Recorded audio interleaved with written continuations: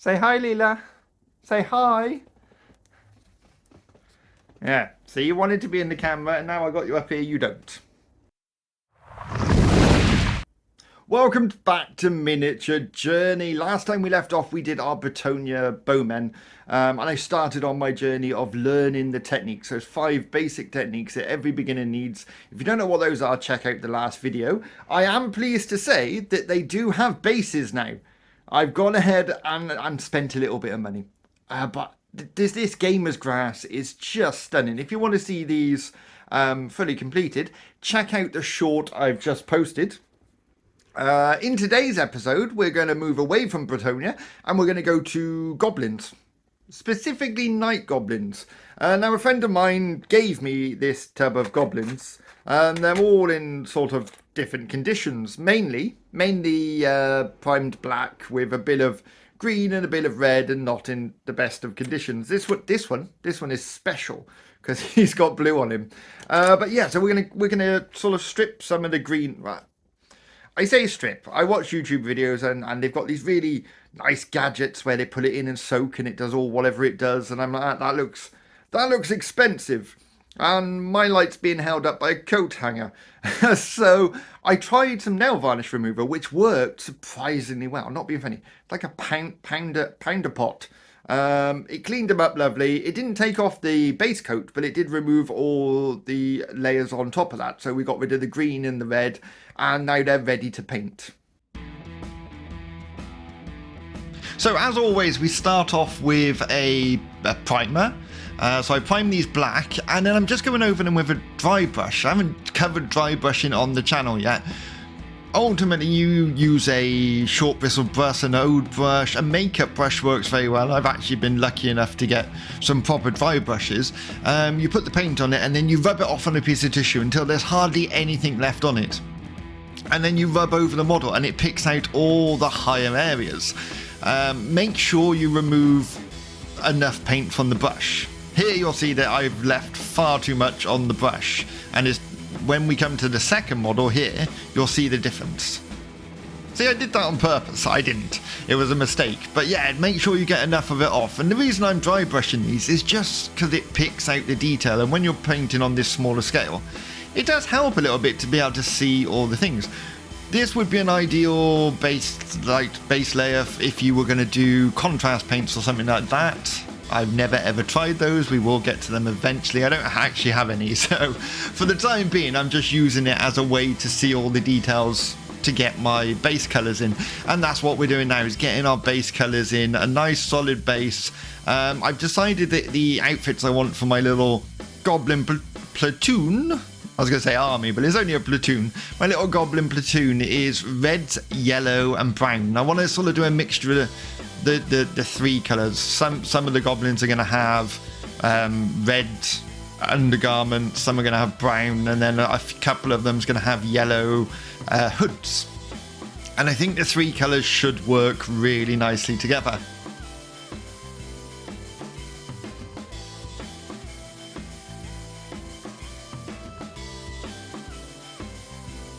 I'm working on several models throughout this video just because I find it easier to work on 4 or 5 models at a time, because as one's drying you can move on to the other one, and I think is a really nice amount, 4 or 5. When I get to the point where I decide what army I'm going to have and I end up with lots of it to do all in one go, I may change my mind. But yeah, 4 or 5 I think is a nice number to work on.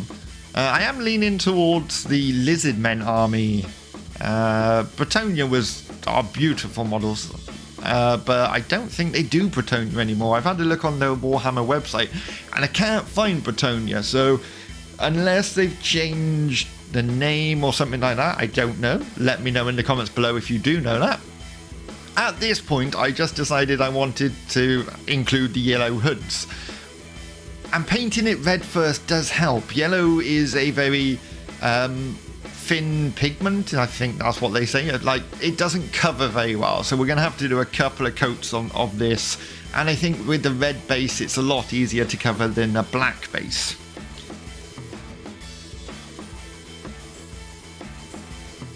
With the yellow hoods I'm going to try to do it a different way, because so far I've always worked from the dark colours up to the lighter colours, leaving parts out, layering.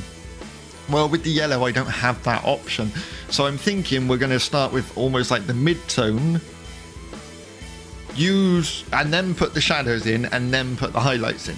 That's my thinking, which we will do later in the video. I find quite a nice way of doing it. We start to try and use some washes. It doesn't quite go to plan, but here I'm just layering up the colours, trying to build up those layers, leaving ever so slightly small areas with that shadow in it. And each time we do it, we leave a little less and a little less, and the idea is you get a nice smooth transition. I'm still working on that, but I think these models turn out better than the Plutonium models, and ultimately that's what we're trying to do. We're trying to improve every time we paint. My issue with some of these models, these older models especially, I presume, like I'd imagine newer models don't sort of have this issue. Like these goblins, they have a really sort of mold line that runs all the way down either side, and it's a little bit annoying. Ultimately, I should have done my prep work. I should have, if they were mine and they were brand new, I would have took them off the spurs. I would have went along taking off any bits and pieces that shouldn't be there, sanding them down, smoothing them out as best I could. And I didn't do that. So that is a lesson to be learned here. So I tried a wash on these, which I've never used a wash before ever, but I've got a couple in my set. So I thought, why not give it a go? And in my head, they were going to leave dark recesses, and that was it. And the flesh wash on the yellow worked beautifully well. Because yellow is such a bright colour, we almost started in our mid-range and then adding the shadows with the flesh and then highlighting afterwards, rather than working up in layers. That was my thinking. The red, on the other hand, it did sort of leave darker areas in the creases, but it also left like a really light chalky effect. I don't know if it's because there's something wrong with my red wash, but I'm still not sold on washes. I'm going to carry on with layering. Definitely, if I use yellow again, I'm going to use the flesh wash. That worked really, really nicely. Let me know your opinions on washes and what I'm doing wrong.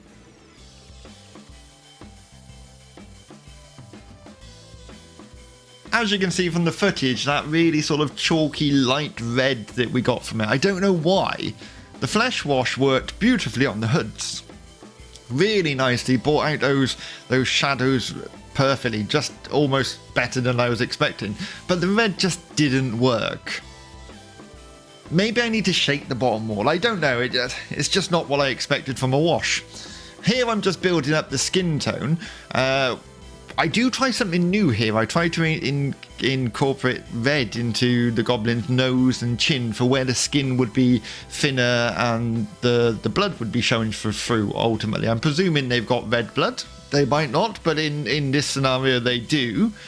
So we're just going to do some wet blending. So while the paint's still wet, we're going to add a little bit of red on the nose and on the chin area.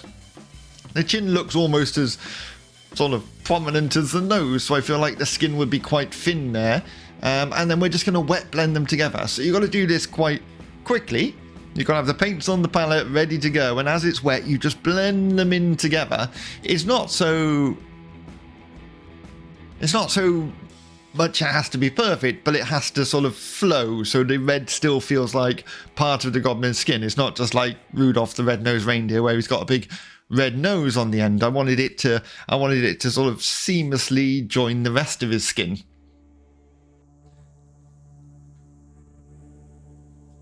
Here I'm building up the browns on the undergarment. That's what I'm calling it, the undergarment. I went a lot lighter than I was expecting to with this. I put on quite a dark brown and then straight in with this lighter one, and it works. It works really nicely, and I go even lighter again for the highlights. And that's something I've learnt doing these goblins, is you can go fairly light on what, like, the highlights.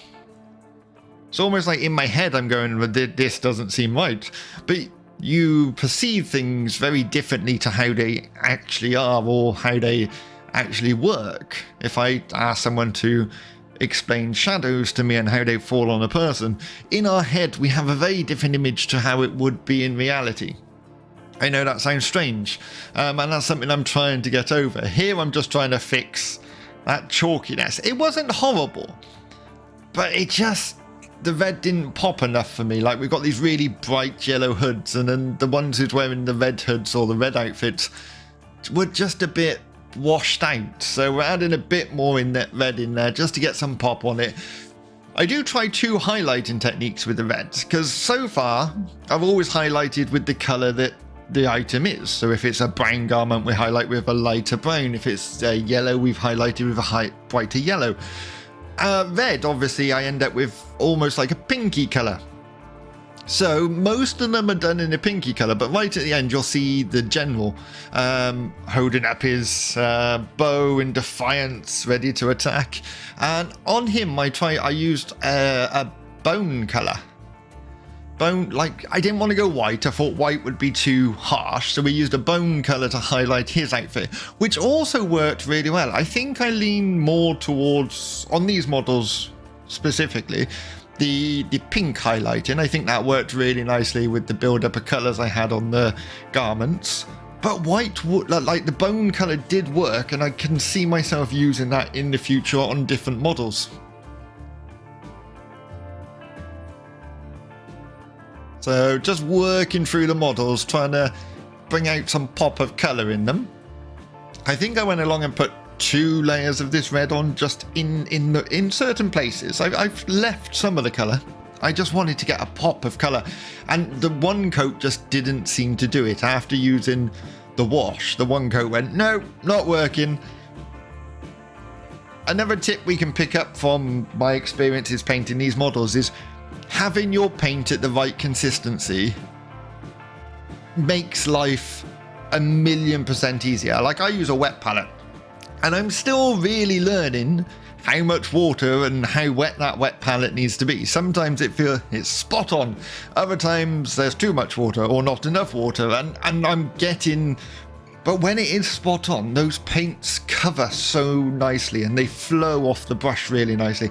And I do think, from my point of view, and from many others, I think, the paint being the right consistency does make life so much easier. Here we are going in with that really sort of garish yellow, which I was on about, but it works. It really does make the yellow highlights pop. I'm still learning where to put highlights. At the minute, I'm just going, yeah, here looks like there'll be highlights, here looks like there'll be highlights. And every time I do highlights that don't work, I'm making a mental note of why they don't work. So next time I won't do that. I'll put them where it does work, and where it doesn't work, I won't. Trial and error. That's what I'm going with. Trial and error.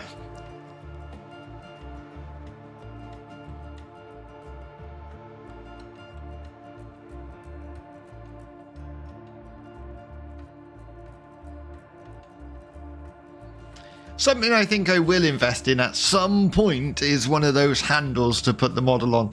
I do drop it several times. Twice, I think, in this, and I dropped it once in the last video. They're so small, and the bases are so small, and as you're trying to turn it to get to the right angle, it just goes. It goes out your hand. For the time being, I might try and find something in the same shape as a handle, just put a bit of blue tack on it. Don't need to buy a posh handle, right? We can just use anything. A screwdriver handle and just put a bit of blue tack on. That should work nicely.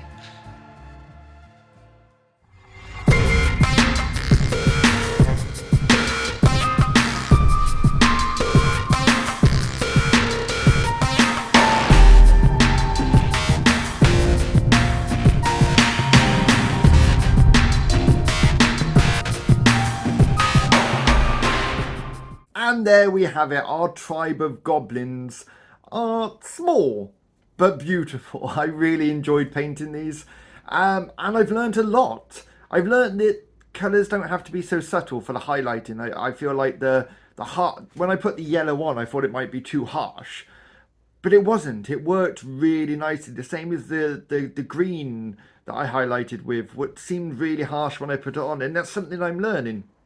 I've learned that I need to have more practice with washes, and I'm learning all the time to be more delicate, more subtle.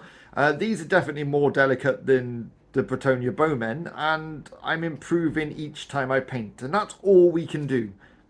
If you've enjoyed anything during this episode, hit that like button, and if you haven't done already, please subscribe. It does help the channel.